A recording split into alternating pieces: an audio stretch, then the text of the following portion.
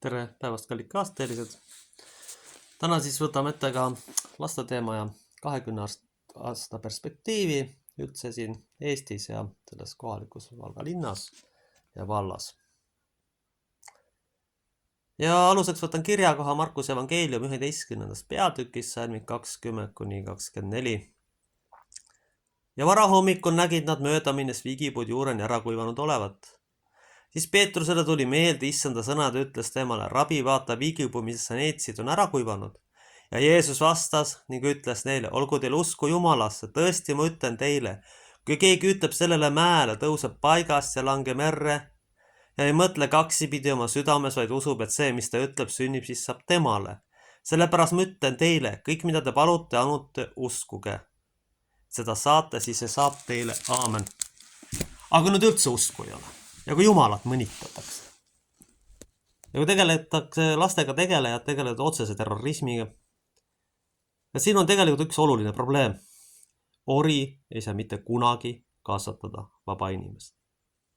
Pole oluline enam, millises valdkonnas see toimub, vaid see on kogu ugri geneetika probleem. Ugrilane töötab surnuks ennast, joob surnuks ja kõike teeb surnuks ainult. Sest ta ei oska teisiti. Põlvkonnast põlvkonda on niimoodi tehtud. Kui põlvkondade pikkune rollinihe läheb suureks, siis tegelikult tüdrukud valivad just nõrgemaid mehi. Sest tugevam mees on otsustusvõimeline, temaga peab arvestama ja ta on talendikam ja jõulisem. Aga nemad valivad just nõrgemaid mehi, sellepärast et nad taha mitte endale meest, vaid tööriistakohvrit ja tuhvlialust. Nii, ja kuhu me selle situatsiooniga oleme jõudnud? Valga vallas tõenäoliselt sünnib sellel aastal 50 last. Enamik neist on slaavi päritolu, nagu väitis üks ämmaemal siin. Mida see siis 20 aasta perspektiivis tähendab? See tähendab otseselt seda, et ugri mentaliteet sureb välja. See muutub varsti mingiks vanade pensionäride patoloogiliseks õuduseks, mida ükski normaalne inimene enam tõsiselt võtta ei suuda. Milliseid keeli siis lapsed peavad õppima? Vene, eesti, inglise ja saksa. Sellepärast, et ühiskonna üleshoidmiseks peab hakkama sisse tooma võõrtööjõudu paratamatult, sest kohalikud tüübid selle asemel, et vastu hakata ja asju kordajaga lihtsalt põgenevad ära. Kohalikud noored on nii aju loputatud, et ei julge sünnitada, usuvad igasugu globalistliku jura sageli. Aga ega nemad ei vastuta selle eest. Vastutavad nende vanemad, kes samuti usuvad. Õnneks mitte kõik noored ja neile oleme äärmiselt tänulik, et nad seda ei usu.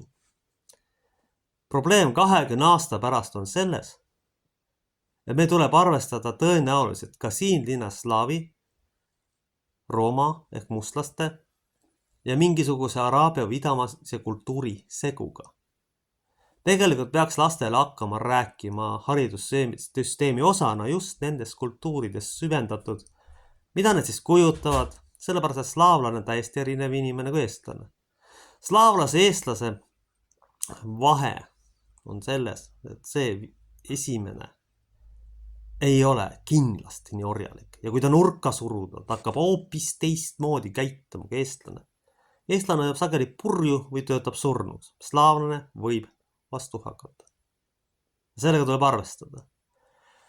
Me ei saa mitte kuidagi kasvatada slaavi lastest eestlasi. See ei ole võimalik. Nende geneetika, kultuur on täiesti teisad.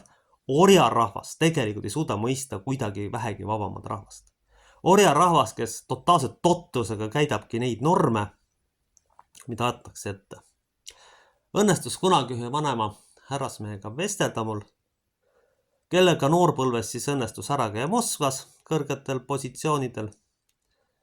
Ja siis grupp seltsimehi oli läinud Moskvasse ja siis Moskva mehed küsisid, et kuulge, me tegime ühe korralduse siin, et see kuidagi meil töötama hakkanud. Ja rumalad ugrilased olid kõik käsud täitnud. No kujutage ette. Te lihtsalt täidate käske ja me tulemused on ju näha. Mitte midagi ega mitte kedagi varsti enam ei ole. See on päris õudne. Nii 20 aasta pärast on siin hoopis võõras kultuur. Mida ma olen veel märganud, et ma tean ühte naisterahvast siin, kes siis tegi väikse 7-8 aastase poisikese mingisugused lepingupunktid. Kuulge, Isegi täiskasvanud inimesed ei mäleta kõiki neid lepingupunkte, mida tehakse. Mida teate lapsesse, need on päris ikka imelik või? See näitab veel kord ühte asja, et kellel on vähegi ugri tausta. Need peaksid inimestega tegelemisest eemal hoida, mitte midagi teha ei ole. Paistab, et osadel ugrilastel on tehnilise mõtlemise tüüp. Korralikus täpsust nõudvad tööd, kus siis introvert inimene ehk kinnine inimene saab oma talenti arendada. Ja nüüd panna see vaene hing inimestega tegelema on tegelikult alatu eksperiment tema vastu. Kuidas seda siis vältida? Vältida tuleks niimoodi, et lastele tuleb hakata jälgima neid oluliselt rohkem, mis eeldused neid üldse on, kui palju laps talub inimestega suhtlemist, kas talle meeldib olla seltskonnas, kui pikalt ta talub seltskonnas, millist tüüpi inimesed talle meeldivad, kui suur on ta sõprusringkond, kas ta armastab omaette mängida või õppida, mis talendid eeldused tal üldse on. Seda peaksid tegema nii vanemad kui tegelikult ka koolis õpetajad oluliselt rohkem. Aga üks on selge, et introverti ei tohi kindlasti panna inimestega seotud asutusse, sellepärast et see vaene introvert satub paanikasse ja hakkab tegema asju, mida tegelikult normaalses olukorras mitte iialgi ei teeks. No kuidas seda seletada, et te koostate 12 inimese nimekiri? Kuulge halloo, see on avalik ruum, tulge taevas appi. Räige seaduse rikkumine. Räige seaduse rikkumine. Ugrilased arvavad muidugi, et nemad võivad kõik ja nemad on võitmatud. Ei ole. Ei ole ja tagajärjed on juba näha. Te ei suuda isegi kokku panna 1+1. Teie geneetika on praktiliselt kadunud. Varsti on üle valla üldse 2 klassi kompletti. Ja veel 20 aasta pärast tekib üldse küsimus, mis kultuuri inimesed siin elama hakkavad. Millist haridussüsteemi üldse ehitama hakata. Tõenäoliselt üritavad need samad globalistidele kasulikud idioodid siis kuidagi survestada ja vännata neid. See lõpeb teil hävingu ja kodus sõjaga lõpuks. Te võite koolides teha kinnised asutused. Kus ainult laste käest õppimist nõutakse, mitte midagi muud, kus isegi haigena tuleb koolist käia, nagu ma kuulnud on. Aga see on vangla või orjalaager, mitte kool enam. Ja samasugust sadomasohhistlik idiootlikku piinamist harrastavad ju paljud ugrilased, kes isegi kelle tundub, et kõige suurem au on surra tööl.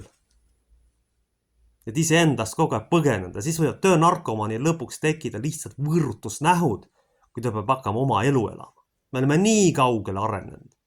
Ja loomulikult ei saa olla sellisel rahval ju tulevikku. See on täiesti välistatud ju. Alustada tuleb siis 2 olulist asja. Lastele tuleb hakata rääkima oluliselt rohkem slaavi kultuurist, oluliselt rohkem idamaade ja araabia kultuurist ka haridussüsteemis. Soovitan neil otsida ja guugeldada, vaadata ja võtta ka vanu raamatu, kus siis kirjeldatakse seda. Slaavlastel on vähem orjalikkust. Idamaises kultuuris on õiglus hoopis teise tasandiga ja selline ugrindamine nagu siin igapäeval tavaks on, lõpeb seal hoopis katastroofi või jumal teab millega.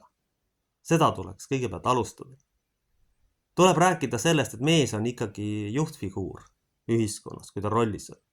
Tuleb õpetada tüdrukutele, millised poissi üldse tuleb valida oma isadeks. Ikkagi pigem otsustusvõimelised ja tugevama geneetikaga, mitte midagi teha ei ole, see valik toimub lihtsalt niimoodi. Praeguses olukorras on ugrilased valinud täpselt vastupidi, moljud, keda on hea tuhvli alal lükata ja tööriistakohvriks hoopis teha. Ja loomulikult ei saa populatsioon jätkuda, sest ükski normaalne naine ei suuda sellise tüübiga pikalt elada. Suudab ainult samasugune rollinikaga tohmal. Kõik. Sealt tuleb alustada. Lastele tuleb õpetada, mis on rollid ja mis on nende eeldused. Last tuleb tundma õppida. Niimoodi, et aru saada, kui palju ja milleks ta võimeline on, mitte kõikidel ühe puuga lajatada, mille lõpptulemus on see, et enamik noori kannatavad lihtsalt antidepressantidel, elia kohta elus, ei suuda luua perekonda. Kuule, halloo, mida te teete? See lõpptulemus on see, et keegi julges sünnitada ja mulle isiklikult tundub, et teadlik rahvastiku väljasuretamisprotsess hoopis. Teadlikult seda tehakse täiesti. Kohutav lihtsalt vaadata, paha on seda vaadata lihtsalt juba. Ja 20 aasta pärast ei ole siin mingit eesti ega ugri kultuuri. Keel võib veel säilida, aga see kaob. Ja see muutub psühhiaatriliseks õuduseks, mida igal pool asutustest erinevatel tasandil juurutatakse. Ega naljatagem on ikka see 12. apostli käskiri. Ütlete, kui päris autistid, et aru ei saa, see avalik ruum on.